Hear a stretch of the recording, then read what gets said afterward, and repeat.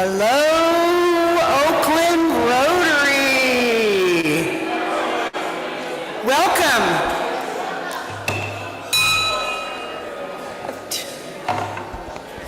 It's a good thing I have help. Hi, Michael.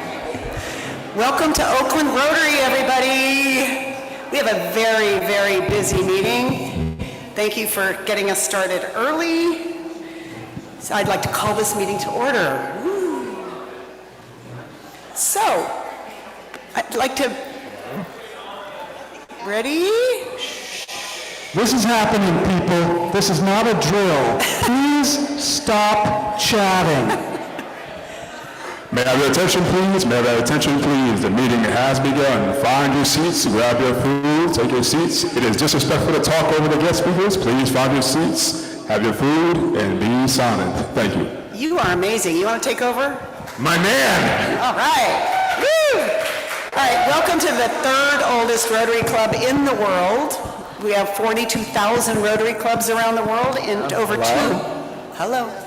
in over 200 countries. And I want to welcome our Zoom audience. Hello, everybody out there. Jan Stucki's on the line. Hi, Jan.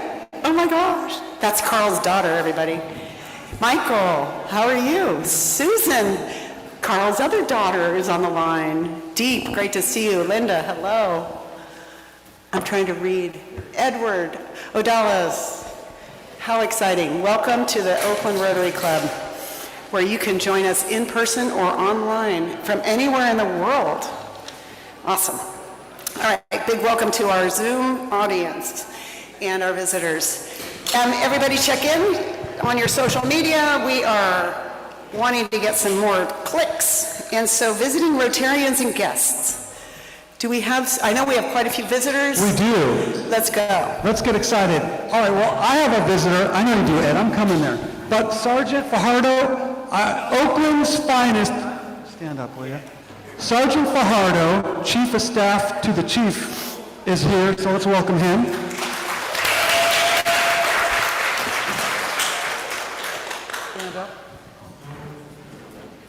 Yeah, President Shannon, I'm Ed Jellin, by the way.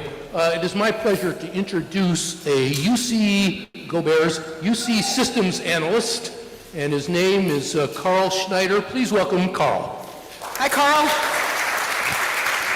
Fred Morse in the back.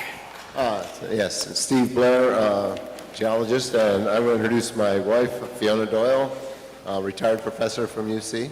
Awesome, nice to see you, welcome.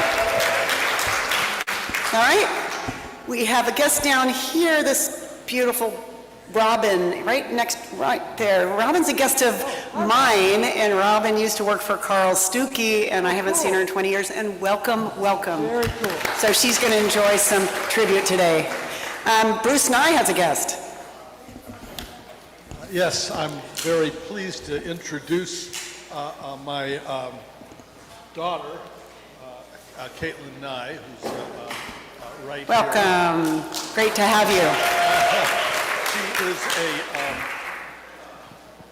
Speak into the mic, Bruce. We want to hear you. she is a professor in New York. Wonderful. As a matter of fact, and out here spending the week with her dad while her mom is out of town for something else right now. And we're having a ton of fun, including being here too. Wonderful. Thank you for coming all the way from New York. Tom, we have a Dr. Griffin. We have a guest. Welcome, Dr. Griffin. Welcome to. Oh, Dr. Great Griffin. to have you. I don't know if anybody's there to give you a proper welcome, but Tom can do it. You're good. Dr. Griffin, retired forensic psychologist. Retired forensic psychologist. Thank you so much. Yes, that's correct. Thank you. Great. Thank you so much for coming. Any other guests in the audience other than my... Oh, yes. Here we go. My name is Denise Jacobs, and I own a safari company called Guided Tanzania, and we offer safaris in East Africa. Fantastic. Welcome. You're in the right place today. We're talking about travel today. All right, and we have any visiting Rotarians? I know there's one on the line. Her name is Susan, and she is Karl's daughter. So we have a visiting Rotarian back from the East Coast. Any other visiting Rotarians? All right. Okay, great. Now we have time for, we have a thought for the day coming right up, but I wanted to quickly acknowledge Wayne Goodrow in the house, who is a veteran, and he wasn't here last week, and I wanted to say, you are amazing. And Wayne, can you come up here for a minute? Well, come up here for a minute, Wayne. I have something else for you. No, all right. No, I was just asking if there are any other veterans here today. Are there any other veterans in the house? Woo, we have 2, we have 3, yes. Awesome. Well, we are so grateful for your service, and this is also a big kickoff for our foundation drive, and you know what else you are? You are a major donor to the Rotary Foundation.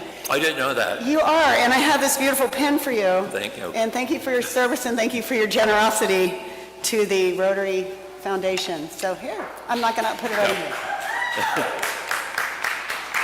Awesome. Okay. There we Closer. go, pinning. All right. All right. You're the best. Thank you very so much. And thank you for your service. It's so good to see you.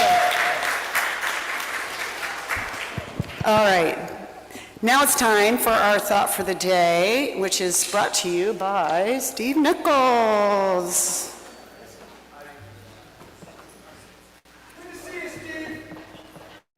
It's good to be seen. Thank you. Good afternoon, Rotarians, fellow Rotarians, and President Shannon. Some of you may know that I was raised in the north of England, and that's a place where people are very down to earth and practical. And my thought for the day is something that a typical Yorkshireman would say, very Rotarian in nature. And it goes like this. When all is said and done, there's a lot more said than done. So, We should remember that today, so when we have so many things going on. So since you're up here, something we like to do is recognize and reintroduce some of our most prized Rotarians. And you have a presentation for us today. Please tell us about that. thank you, President Shannon. Today we're reintroducing Michael Bruck, who is right here. Michael, you're not allowed to say anything. It's a good thing you're doing this today when I can still get up on the stage. More about that in a minute. Michael is one of these Rotarians who is always available for us, in the background and yet somehow involved in pretty much everything in the club. He is indeed a past president of the club. He's the, next slide please, he's a model Rotarian. That's how I would describe him. Peter, can you hear me flipping to the next slide? There we go. And yes, he has many, many talents, but the biggest one is our Rotary Creed, which is service above self. You can find Michael pretty much doing whatever needs to be done. Next slide, please. Here we go. He was actually made secretary of our club. The photo on the left is when he was made secretary, pretty young. And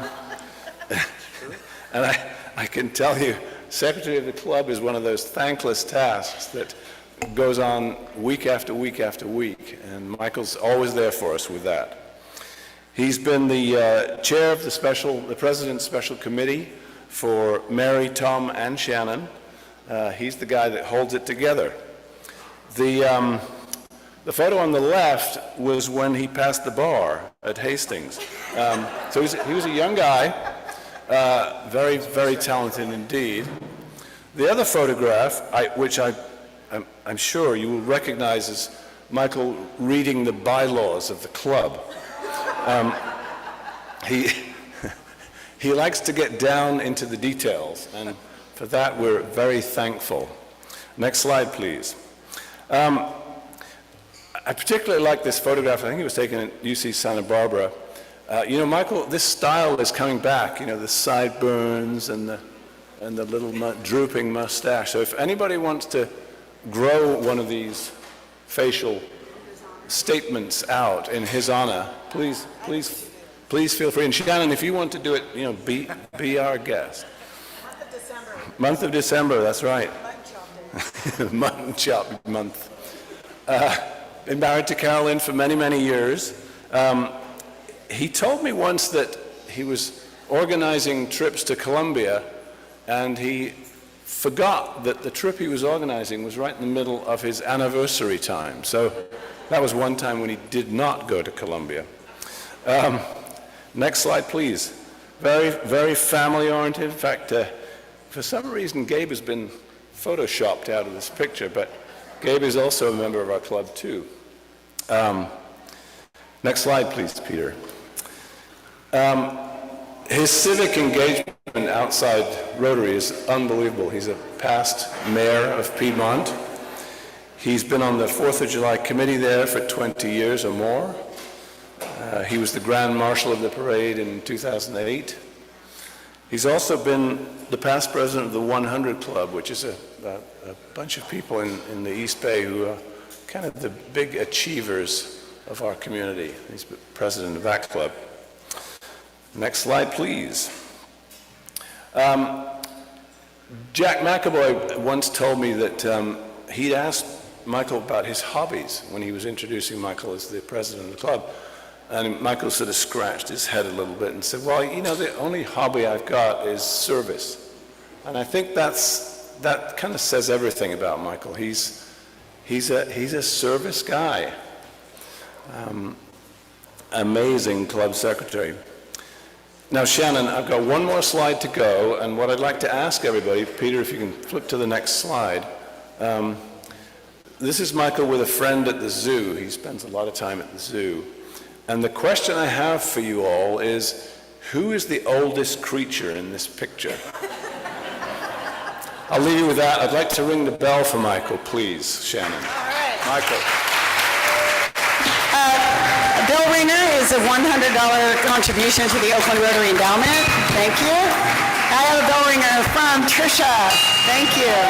Joe Goralka, Mary Rudser, Linda Bossenecker, Tom Lamone, Rick Draper, Carla Betts, Jack McAvoy, Pam Clausen, Pat Williams. We're raising some money here, sir. Woo! See Seth Butler? Wise Allen, Merlin, We're getting there. Seth? Edge Allen, Fred Morris, Rick Draper, Steve, Seth Butler. Robert, Sess, You got Robert Kidd? Robert Kidd, Shannon Hackley, amazing. Isaac, Good job, Isaac. fantastic. Well, my dear, service above self, you just raised some money, sir. Please ring the bell for Steve Nichols. And for Steve Nichols, I'll ring the bell for Steve. Woo! Thank you. Anybody needs a good president special guy, that seems like pretty amazing creativity. I love it. Thank you so much. Woo! Do we have a mic to Mary? She can holler. Well, the people. Mary, here I am, Mary. We have a quick announcement. Okay, raise your hand if you like cookies. Keep your hand up if you bake cookies. Oh, come on. Everybody bakes cookies. Please bring 2 dozen on December 12th, the second meeting in December. We're having our annual cookie exchange, which actually just turns into cookie consumption. 2 dozen of your favorite cookies, and if you can't bake, go over to Aroma's. They have amazing cookies. But bring 2 dozen. Great. It's on the table to remind you when the cookie exchange is. And online bell ringers, thank you. We have Linda, David, John, Will, and John. It's John, yes. Tricia, come on up. We have another amazing thing we do in the Oakland schools. Do we have that slide? Next slide, please. He doesn't have it. Peter does, I hope. He says he doesn't. All right. Okay, there's no slide. So I'm here to talk about Enterprise, oh, there it is, Enterprise Institute. It's happening again next year, March 14th to 16th, 2025. And for those of you who don't know, I'm going to be very quick, but since 1987, Oakland Rotary has taken high school juniors to the beautiful Redwoods in Aptos, California, to camp and learn about business. This year, we're focusing on interviewing, careers, personalities, teamwork, and social networking, career networking. So, 2 tasks for you, Rotarians. Connect us. We're trying to connect to every high school junior in Oakland. So please, if you know of a nonprofit, if you know of a counselor at one of our great high schools, please let me, Anna Marie, or Marie Sescon know so we can get into those schools and recruit every Oakland junior to Enterprise. Second, plan to spend all or part of your weekend of March 14th, 15th, or 16th in the Redwoods with us. It's not camping, it's in dorms, and we're teaching kids how to network, but they can't network with just each other. They need to learn about all of our businesses, careers, and what we do, and how to interact with adults. Thank you. Awesome. Thank you, Tricia. So Rotary International has a theme every year, and this year's theme is the magic of Rotary. And it's time for, well, I think Michael Bruck this is my magic chime, that's for Michael. And we have one more, which is welcoming a new Rotarian to the club. So we have a new member to introduce, and Bob Barth. Oh no, Courtney's here, yay! Come on up, Courtney, and introduce our newest Oakland Rotarian, please.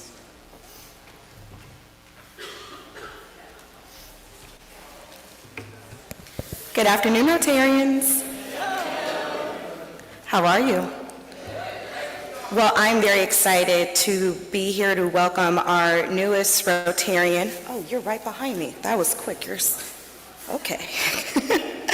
Well, here we have Kibby Kleiman.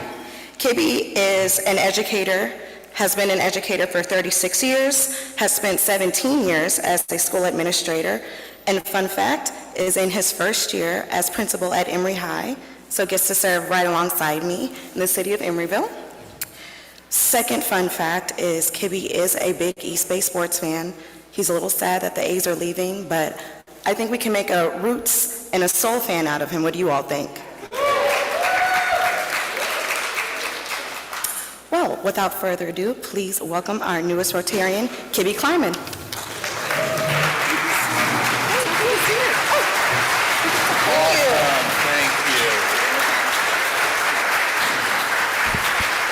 Welcome, Kibby, and here's a little goodie bag for you. This has your roster of all of your 250 new friends, and a book written by Linda Hamilton about the first 100 years of Rotary, and some more information about our club. Welcome aboard. Thank you. Thank you. And he was a Rotarian in the past, so he is going to be right back in it. All right, right now, where's my friend Jack McAvoy?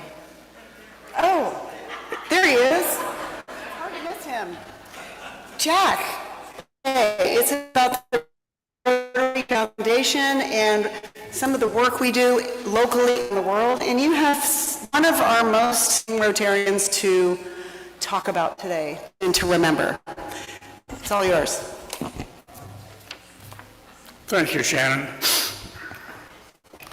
Today we're going to recognize an Oakland Rotarian who in our 114-year history most exemplified and practiced principles of service of love self, Dr. Karl Stucki. When I joined some 50 years ago, he is the one who approached me and got me involved, as he did with Ed Jellin, Shannon Hackley, and many others. He spent his life empowering others to get involved and make a difference. And he personally donated over $300,000 to Rotary causes.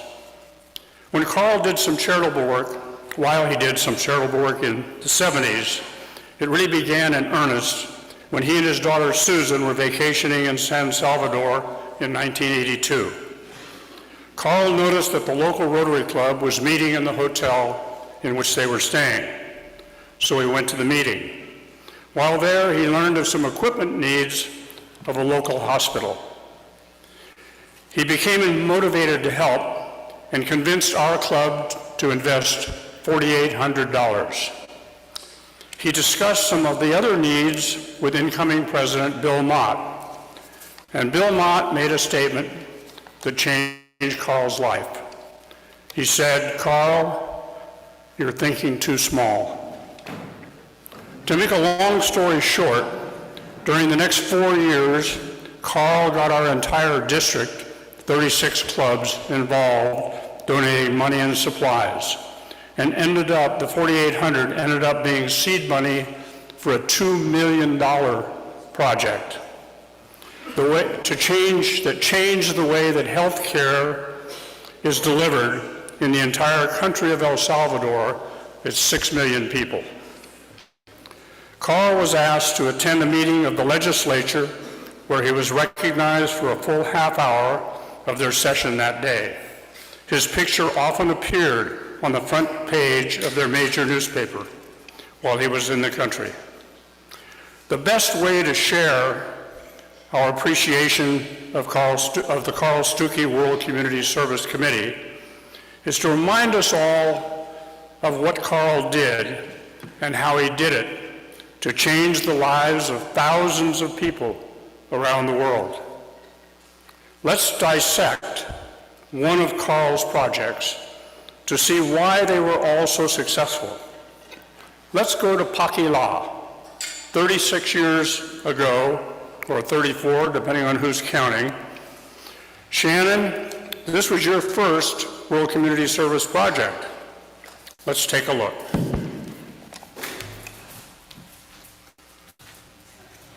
I need a mic. Hello. Let's take a look.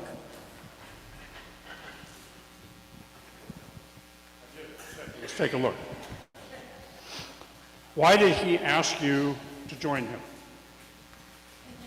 Well, I was a little energetic, 26 years old, a rare woman in Rotary, and I expressed a desire to travel. He was an amazing visionary, but he needed a little bit of a boost in the marketing department, and I think he thought I would be a unique face to the project, and I was a very eager little puppy and was all in to promote his projects. Shannon, where is Paquila? Paquila is in the southwestern corner of Guatemala. It's about a 4-hour drive. It's definitely not a tourist destination. Karl selected it because he had 5 other villages that he was looking at, but this one had the best organization and it had a great Rotary Club sponsor, the Mazatenango Rotary Club.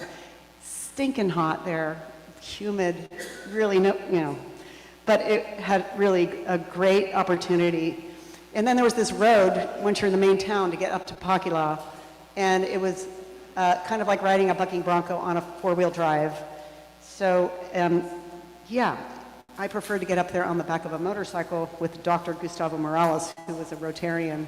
But it was really hard to get there, but it was one of the remote villages that needed our help the most. Describe what you saw during your first visit there. My first visit, well, here's a little video clip. We have a video of 30 that. years ago. There's no video. Peter, we have a video clip that I will stop when the video starts. There is no video. I'm Peter? sorry, it was not included. Oh. All right, okay, let's move on, and you'll see it in a minute. We'll come back to the video.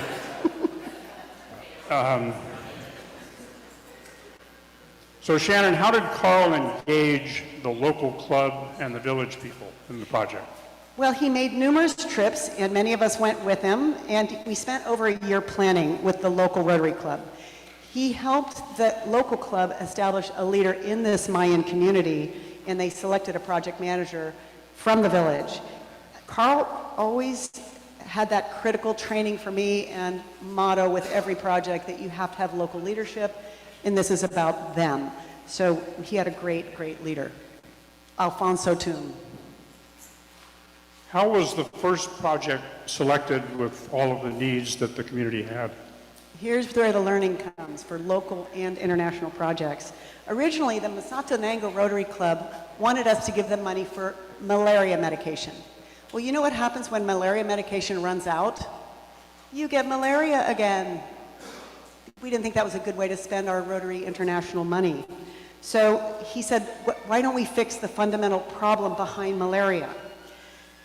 So that's what we looked at. We researched the cause. The cause is water and parasites and sanitation.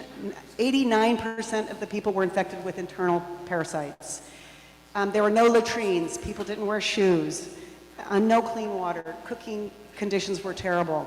So instead of a malaria project, it was a quality of life project. Let's fix the fundamentals. So the villagers wanted to start with water. So we said, what do you want to do? And they said, let's start with the water project, because water is life. And then, even though we know that sanitation is a bigger problem, then there was the bout of cholera in the community. And they said, okay, well, let's switch gears back to sanitation and build latrines. The most important thing for me as a young Rotarian in development like this was learning that the people are in charge and they know what to do. And you need to trust them so that they can trust us. It was amazing. Well then, quality of life, there was an empty school there. 93% illiteracy in this community. Why weren't the kids in school? Well, because the teacher didn't speak Quiche. The teacher spoke Spanish. Well, these kids don't speak Spanish. So Karl, in his genius, arranged for the funding of a bilingual teacher. Well, go figure. If you teach in their language, the kids fled to the schools. Then we had to build a bigger school. So it was amazing. So they got bilingual teachers funded by our project for a while, and then the government finally started using bilingual teachers. So, and then the final thing was training. He was a video guy that knew that one, you had to promote your projects, and two, how do you train the people of Pakila to wear shoes, brush your teeth, clean your water jugs? You have a training video. Well, there's no power in this village, so there was a car battery and a television and a video camera, and we videotaped people in their own language, Katarina teaching the women of the village. And so we had training tapes, and the village learned all these new tools. It was amazing, and it was all of Karl's genius with the Rotary Club of Masantaninga. So let's share the video of what Pakila looked like 32 years ago. Pakila is very fortunate to be one of the few villages that have water piped to the homes. A fresh mountain spring nearby supplies a relatively safe water supply.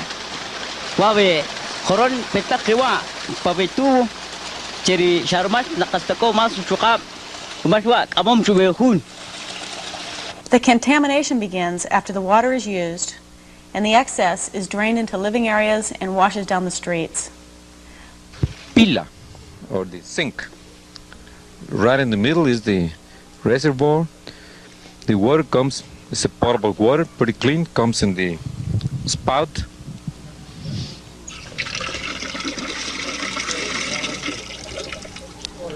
Up to this point, we are in shape. Here, that's corrugated, that's for the laundry.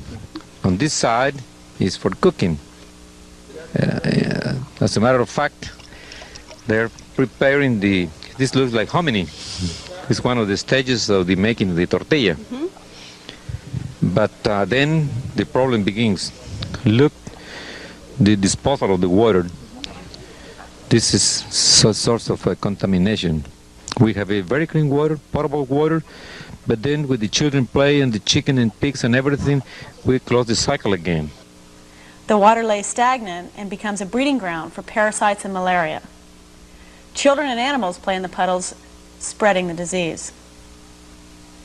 Excess water and garbage are not a priority. They are left in the streets and dumped in the jungle nearby the homes. The use of latrines is scattered. Technology is insufficient, and the importance is not always understood by the people. Sanitation, however, is more than having latrines and sewers. The fundamental ideas, such as clean hands for handling food, wearing shoes to protect against parasites, keeping animals out of living and cooking quarters, are vital to improve the overall health of the people. All too frequently, the scenery is interrupted with the sight of unnecessary illness. Skin and eye infections plague this community. The swollen bellies of the children are symptoms of malnutrition and parasite infections. Dehydration, malaria, pneumonia, and other respiratory diseases contribute to a high infant mortality rate.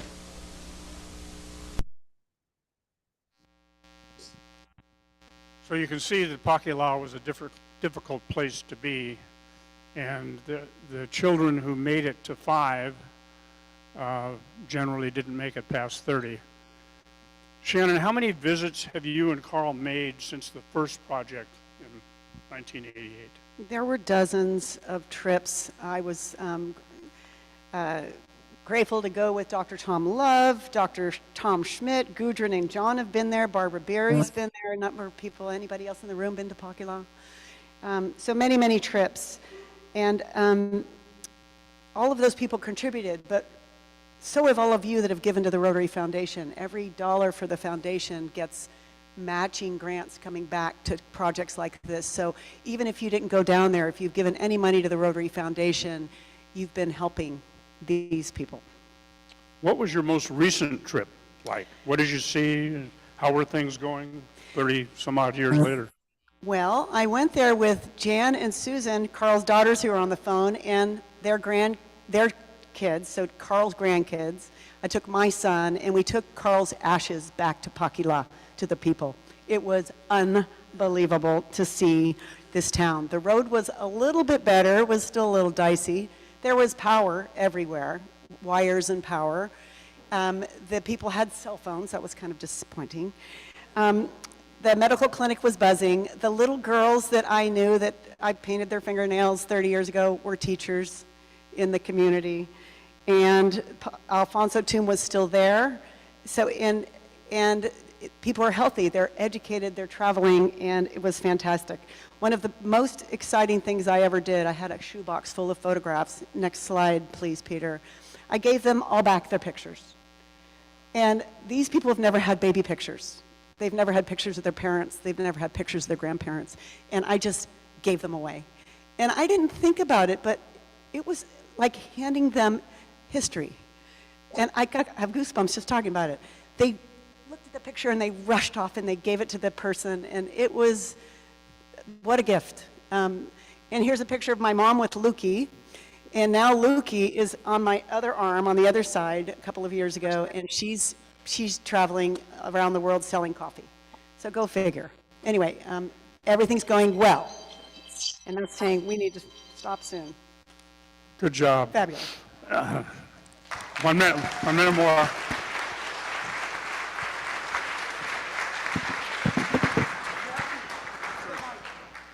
Shannon talks about building Karl's Army.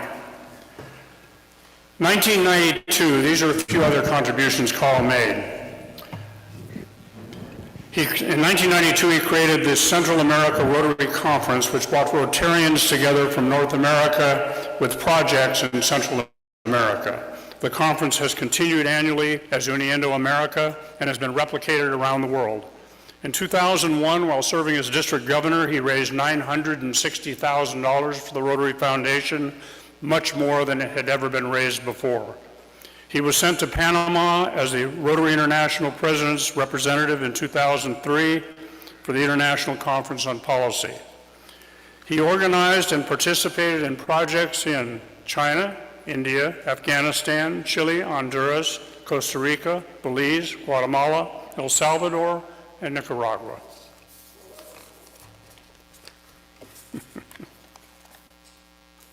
Paper sticks together sometimes. When you think about the gift that you make to the Rotary Foundation, think about Karl, what did, and how he did it, and honor him by giving generously. There are pledge sheets on the table. To paraphrase Bill Mott's words, pledge big. Thank you. Thank you so much. Thank you so much, Jack. An amazing moment. And we have a contribution from Alex. Thank you, Alex. Joe Grauka.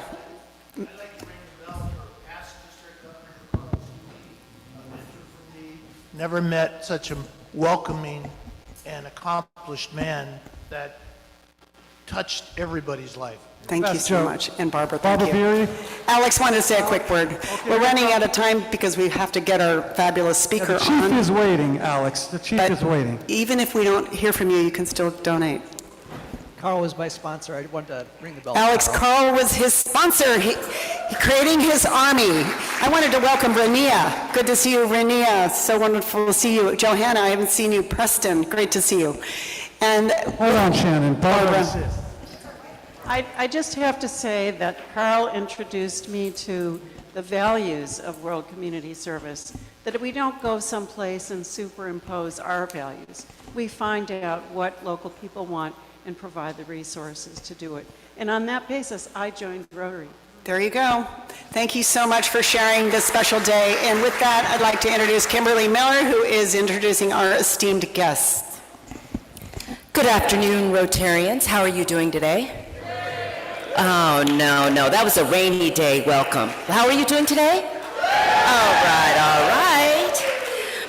It is my pleasure to introduce Chief Floyd Mitchell, who joined the Oakland Police Department in May of 2024, bringing with him nearly 30 years of experience and leadership in law enforcement. Chief Mitchell's career began as a patrol officer in Kansas City, Missouri Police Department, where he served for 25 years before moving to Texas to lead the Temple Police Department.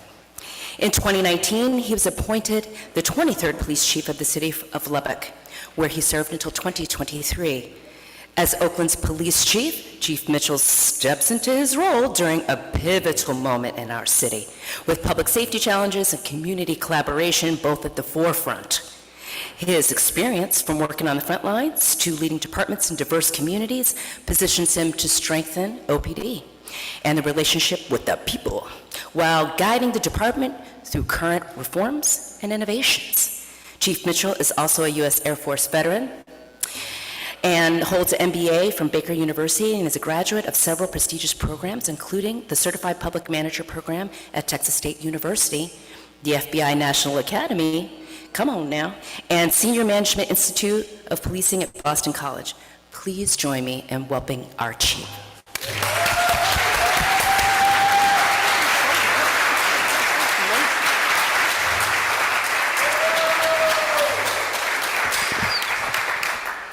Good afternoon, Rotarians. There we go. I heard you guys were the biggest club in Oakland, so good afternoon, Rotarians. There we go. It's super nice to be here in front of you and have the opportunity to spend a little time together. I've spoken to Rotary clubs in the past, and it's always a great group. You guys are well represented across the United States, and it's just a fantastic opportunity to be in front of such community and civic leaders throughout the nation. So really excited about that. I'm kind of a little, scared that, I'm getting in the way of you guys getting money, because the people were about to throw out money. You're like, oh, hang on to your money. We'll take it later, okay? So we're going to get your money. We're just going to get it later, okay? We'll do a little talking here. So I've been here right at 6 months, a few days over 6 months. I got here in May of this year. During a very, pivotal time in Oakland's history and what's going on from a political standpoint. So my schedule has been extremely busy. Coming in from another state, I had to do some required training to transfer my Texas police officer standard and training over to California. So I spent some time with that, and there's always these little things in the news about, oh, he's over here and doing that, doing this, that, and the other. But all that's complete now. I am in a uniform, and I've told people before, that old quote from Mark Twain, the news of my death has been greatly exaggerated. So I am alive and well, and I'm happy to be here, happy to be a resident of Oakland. I live in the city of Oakland. I live down by Jack London Square. I've been walking back and forth to work. I've been walking throughout the community, me and my wife. We're out walking our dogs all the time. So if you see me out, please don't hesitate to stop, and I'll have a conversation with you about anything that's on your mind. What I wanted to do today is, one, give you the opportunity to meet me, and I do apologize because I was scheduled to be here a couple of months ago, but that got canceled because my life as a police chief gets jumbled around quite a bit. But I am really glad that I have the opportunity to get in front of you today and spend some time talking about the Oakland Police Department very briefly, and then open it up for questions, because I know folks here, once they get an audience with the Chief of Police, they want to ask questions of that. Mario has already been introduced, but I want to tell you, Mario's been a godsend to me. He was assigned as my chief of staff, and he makes sure I'm where I'm supposed to be, when I'm supposed to be, and takes care of a lot of stuff. So if you have any complaints, get them to Mario, and Mario will get them to me. So what I wanted to do is start off with a few slides. This is not going to be death by PowerPoint. I just want to give you a little overview of the Oakland Police Department, kind of tell you where we are right now, what's going on. So with this current slide, I want you to understand that we are authorized 678 law enforcement officers within the Oakland Police Department. We also authorized 305 civilian professionals. At this current time, and what I mean by authorized, we're authorized, that's the number that we can have on the police department based on our budget. We're currently over that number. We're at 680 law enforcement officers, but we are attritioning down to that number based on the current financial situation of the city and the decisions that were made by council. That's not a number that I don't think any of us are very comfortable with, but that's where we are given the current situation. As has been communicated throughout this community, the Office of Inspector General has authored a study to see exactly where we should be as a police department based on the population of the city of Oakland. I've got a echo up here. I don't know if it sounds like you just turned it up a little bit. It may need to go down just a little bit. So when we get that, I believe it's going to put us somewhere around 1,000, and then we have to work as a police department, as a city government, and as a council to see how we will go about getting at those numbers. The slides are gone. Oh, somebody's working it from someplace else. Oh, okay. Let's go back to the second slide, please. A little further back. There we go, right there. Okay. All right. So as you look at our police department, again, my executive staff consists of an assistant chief, 5 deputy chiefs at this point in time, and a director, a civilian director. We have 5 captains that run our areas, 28 lieutenants, 112 sergeants, 496 officers, and again, that 302 civilians, civilian professionals. The one is in my executive staff. That's how we get to that 303. Okay, next slide, please. Okay. So our department is broken up. The city is split in half. We have 6 areas that are split into BFO 1, Bureau of Field Operations 1 versus Bureau of Field Operations 2. Each of those bureaus has a deputy chief that oversees the day-to-day operations of each of those bureaus. We also have the Criminal Investigations Division that once a crime occurs and the officer takes the initial report, that report then goes to our Criminal Investigations Division, and a detective is assigned that investigation, and they look at that and they do the investigation from there. Then we have a Bureau of Risk Management that looks at everything from complaints. The Bureau of Risk Management and the Internal Affairs Division work together, and we recently split them up based on a decision that was made by the federal monitor and the federal judge. But they look at our internal affairs and everything that has to do with how the department handles all of its risk management pieces. And then we have the Bureau of Services, which handles our financial piece, our dispatch center, our records management system, and that is ran by a civilian director as well. So as we move forward, we're going to talk about the communications. And then, nope, this is this slide right here. Don't change it. So I wanted the community or this group to understand, when you look at our top 10 calls for service in regards to what's going on in Oakland, you can see our #1 call for service is on view, meaning I am watching something occur that I believe the police need to come out. Either it's a suspicious party or someone that is doing something that they want the police to come out and check on. It's either a 911 hang up or a security check or some type of disturbance. But this is a list of basically our top 10 calls for service. What I think is interesting is as you look at this, you can can see that in 2023, our communications unit, meaning someone picked up the phone and either called 911 or called the non-emergency center, they received over 1.2 million calls into our communications center last year for the city of Oakland.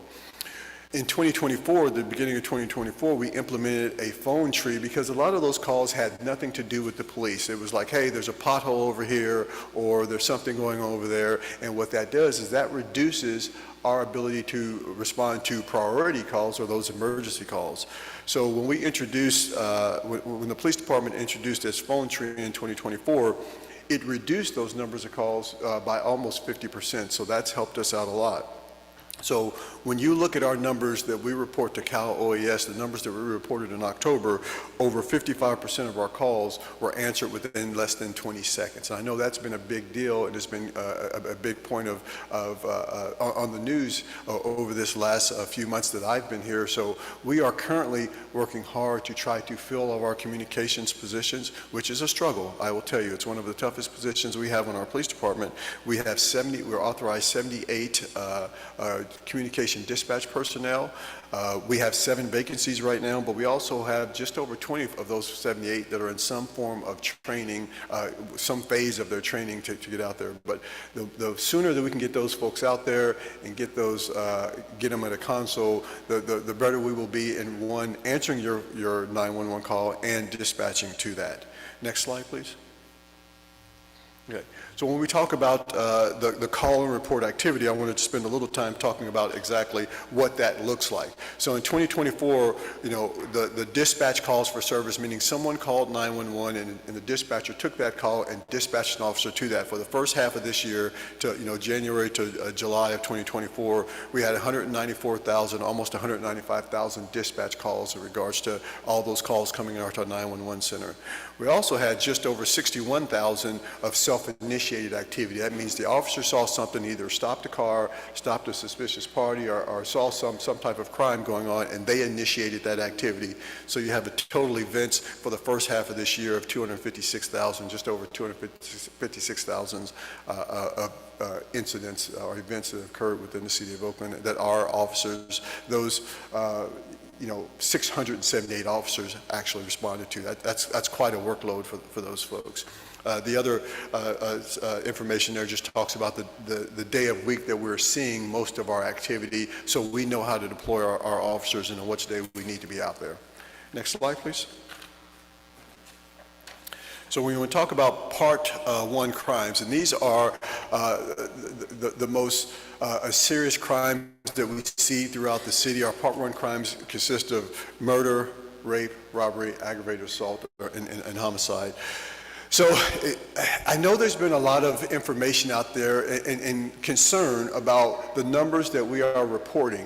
Just in the 6 months I've been here, it's been top of mind and in front of mind in regards to the conversations, whether it be on social media or in the news or in the community.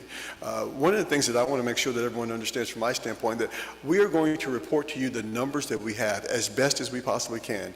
It does me or the police department no good to try to give you bad numbers. I can tell you, but when it comes to our burglary numbers, our property crime numbers, there is a delay because some of those crimes, a lot of those crimes can be reported online. Even though you report that crime online, it still has to go through a verification process, meaning a employee of our department has to look at it, make sure it's categorized correctly. Is it a stealing? Is it a burglary? Is it an auto burglary? And put it into the right category. So when you look at that bottom left graph that says, 50% reduction year to date in our burglaries, we know that that is a lagging number in that particular field. And I make sure that I communicate that when I talk to folks out in the public.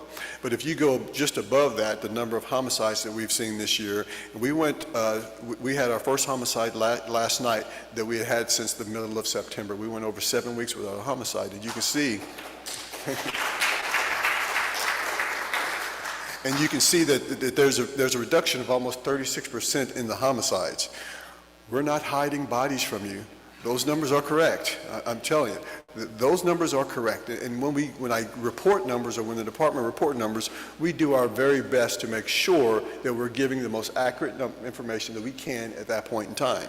So right now, we're showing a very significant decrease in our homicides, as well as our aggravated assaults. They're down 14% right now, as well as our sexual assaults or rapes. You know, they're down quite a bit too, at 10%. Next slide. Also wanted to go over our traffic summary because we had a very disturbing fatality accident this year down toward, it wasn't Embarcadero. Mario, help me out. And the street that the 14-year-old got ran over. International. So yeah, we had a very troubling fatality accident where a guy hit a 14-year-old and her mother on International. But when you look at our total traffic accidents for this year, and this is year to date, we still have another 6 weeks left in this year. We're at 6,800 traffic collisions this year versus 9,300. So we're going to see a reduction in the overall number of traffic collisions for this year.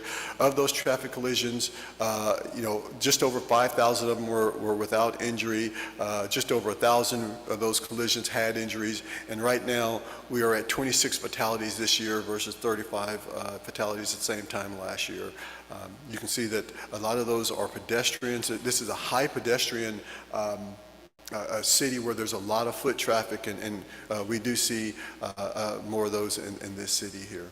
Our driving while intoxicated arrests, you can see that we have 130 so far this year versus the 228 we had the year before. Next slide, please. I'm almost done. Just one more slide. So, our areas of focus since I've been here is one, violent crime reduction. That's been the big thing that we've been focused on, are reducing our aggravated assaults, reducing our homicides, reducing our robberies, and we've seen reductions in all those areas. Our traffic enforcement, making sure that we're out there trying our best to slow people down through high visibility, working with our other partners, working with CHP, working with Alameda County Sheriff's Office to show high visibility in those areas where we see the most accidents. And innovation, we put out 290 flock cameras. That's in addition to the other cameras that the CHP has put out throughout our city.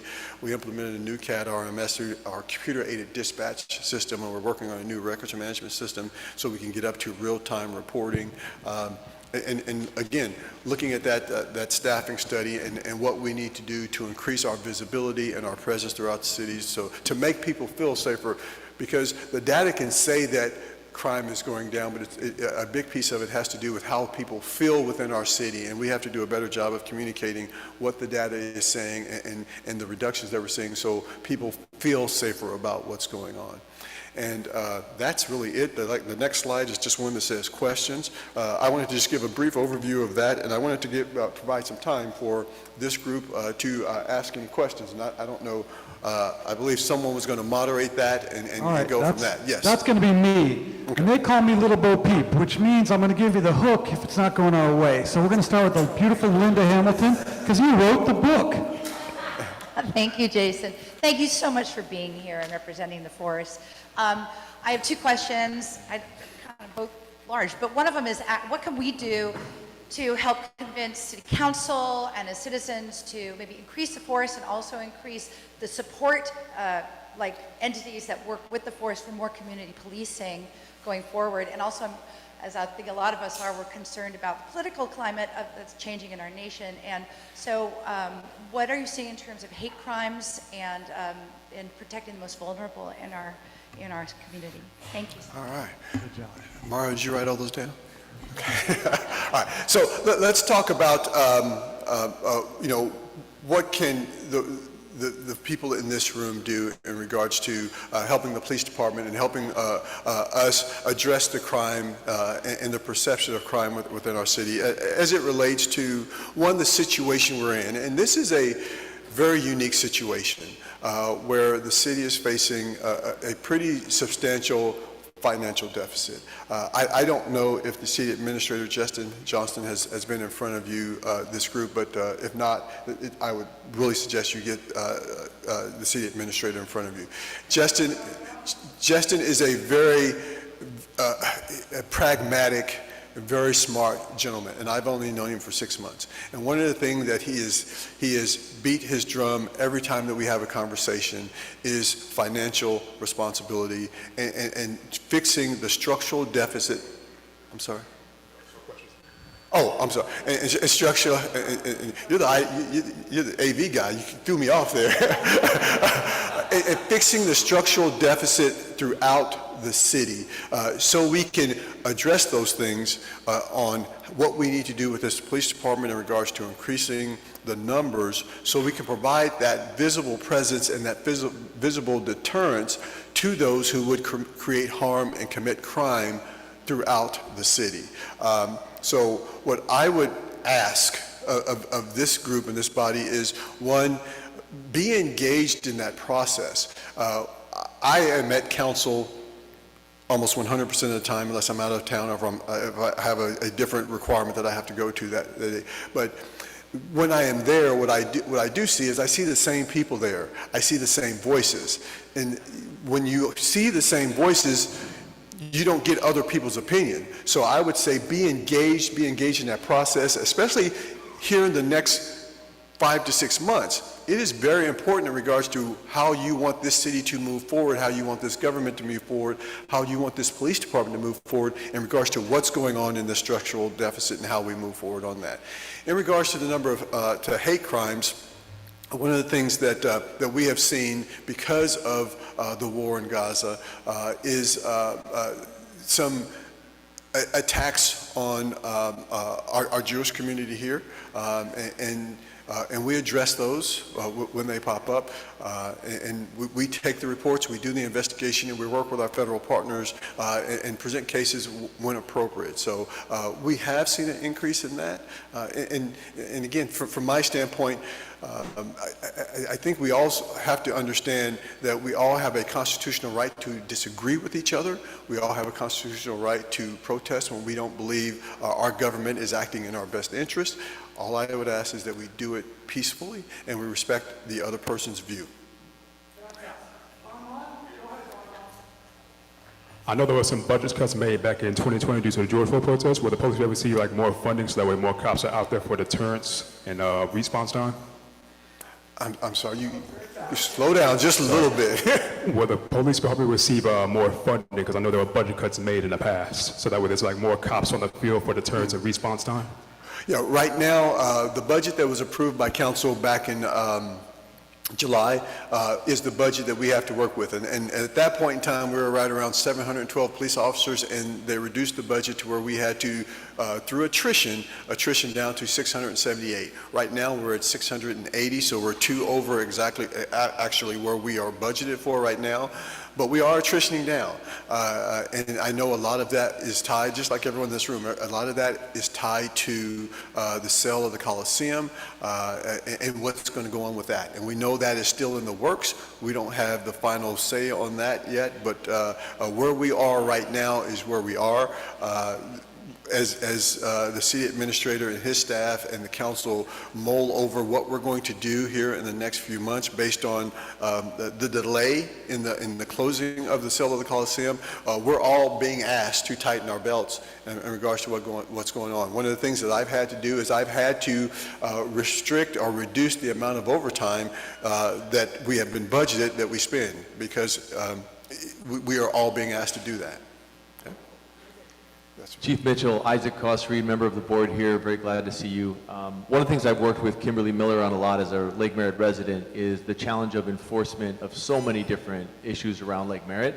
And I really see that there's just simply a lack of enforcement. When we've talked to officers, they said that the DA was part of the challenge. Obviously, we're going to have a different DA coming soon. So I'm curious to hear your thoughts on how that might change. And then also, was a big supporter of Measure NN, really glad that that's passed. But I think, beyond just showing up at council meetings, what else can we do to restore faith in law enforcement? Because also when I talk to my progressive friends, they say things that I wouldn't even repeat in this room about the police force. And that's unacceptable. And so I wanted to know, how can we restore faith in the police? Yeah, I think it's important for everyone to understand, from a police department standpoint, and I think it's really important for everyone to understand, from a police department standpoint, we are going to continue to do what we do no matter who is in the DA's office. You have, and this is from someone coming from outside, taking a critical look at your police department, at my police department now.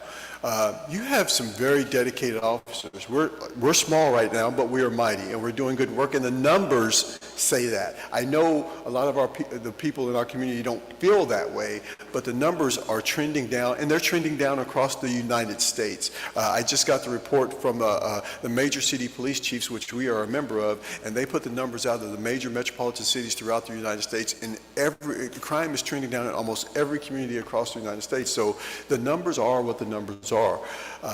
But our officers are out there working every day, putting good cases together, and going to continue to present those to the DA's office to file charges, to hold people accountable for when they create harm within our community.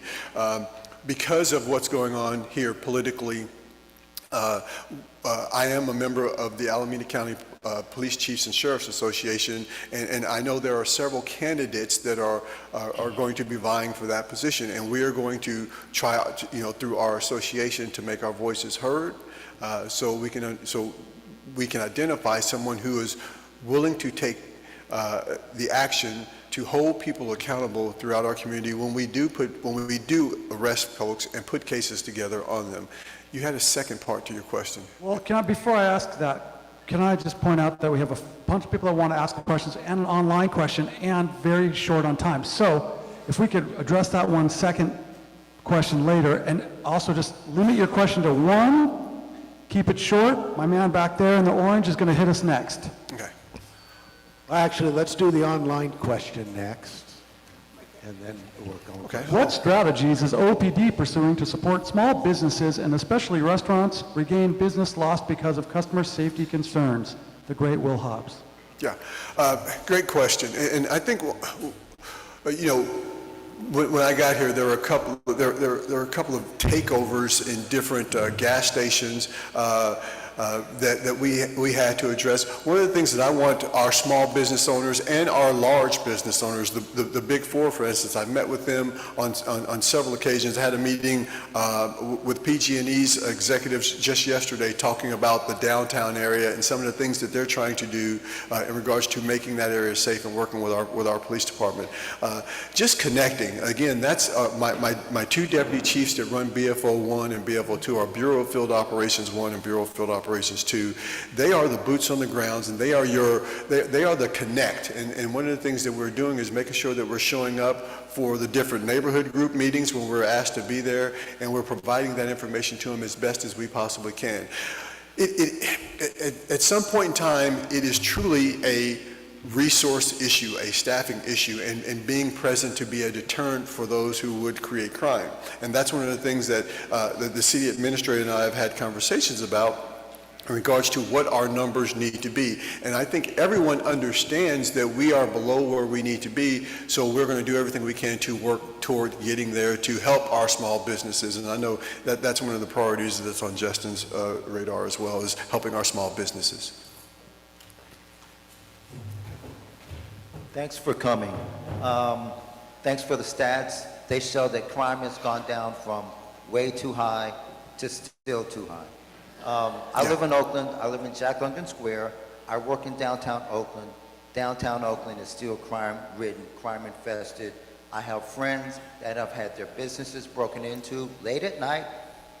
Alarms are ringing. Police don't show up for 4 or 5 hours. Have you considered having policemen walk a beat in downtown Oakland? If not, why not?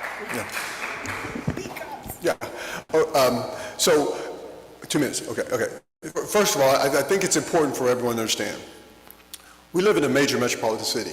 And when you ask me a question, I am going to be as honest as I possibly can with you. I don't think there's any scenario to where there's not going to be any crime. Not with everything that's going on within our community. We have 500,000 people that are within the city of Oakland. You have a metropolitan statistical area in the millions. We have people coming in and out of our community all the time. We have a bunch of very high-profile businesses within our community that attract illegal activity within our community. So to think we would ever get to the point to where, and I would love to be out of business, but to think we're going to ever be in a situation to where there's going to be no crime within the city of Oakland is not a reasonable thought process. You are right. Any crime is high, and we're working hard to reduce the crime that is in Oakland as best as we possibly can. And again, the data is what the data is, and we're working hard to reduce that. Man, he had a second part to his question. I can't remember what that is. The question was, have you considered having... Oh, foot patrol. Yeah, I did. Yeah, the foot patrol piece of it. You know, that's another thing. And again, I would love to have foot patrol in all your neighborhoods. We cannot do that. We do not have the staffing to do that. I'm not going to sit up here and tell you that I can do that. We cannot do that. You saw the numbers. We have 496 police officers to police just over 86 square miles with 500,000 people in it. For me to tell you that I could put a police officer on a street on every block, I cannot do it. We can't do it. It's not feasible, because you talk about response times now. If we took all the cars away and put them on their feet, they would never get to you. So I would love to have foot patrol officers, but this is not the situation for it. This is not the time for it. Thank you. You're amazing. Thank you so much. We know it's a big job. We appreciate your time. Thank you so much. You're welcome here anytime. You could join the club. All right, our speaker's gift today is to give a donation in your name to our Polio Plus campaign, which is Rotary been trying to wipe out polio off the face of the planet. We're how far? This close. This close. Thank you, and if you can stay for just a few minutes and answer any of these outlying questions, it'd be awesome. Maybe a picture in front of the selfie board. And David Stein, we have an Olympic speaker next week. We have a fabulous program for you next week. Ryan Murphy, he's on the screen there. He is a three-time Olympian. He swam in the 2016, 20, and 24 Olympic Games. He won 9 Olympic medals, 5 gold medals. He's the former world record holder in the 100-meter backstroke. He's the current U.S. record holder in 4 events. Next week is Big Game Week.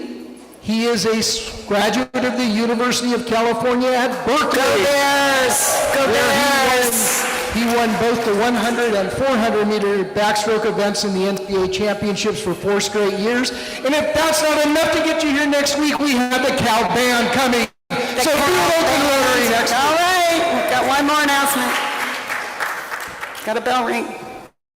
Thank you. I'd like to announce 2 Rotary events coming up this weekend. 2 musical events, and the first one, Linda Hamilton's part.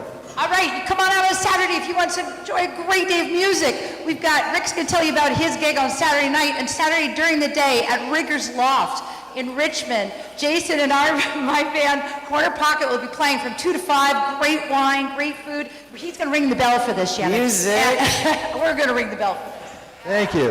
And after you go to her gig from 2 to 5, 20 minutes more in your car, and where do you end up? In Sausalito at the Taste of Rome, featuring my band and Jules Broussard sitting in. Jules Broussard, awesome. 87 years old, played with Santana, Ray Charles, Van Morrison, you name Thank it. you, We'll be Rick. there. We hope you can make it. Thank you so 6 to much. 9 p.m. All right, everybody, and Ruth is out in the back.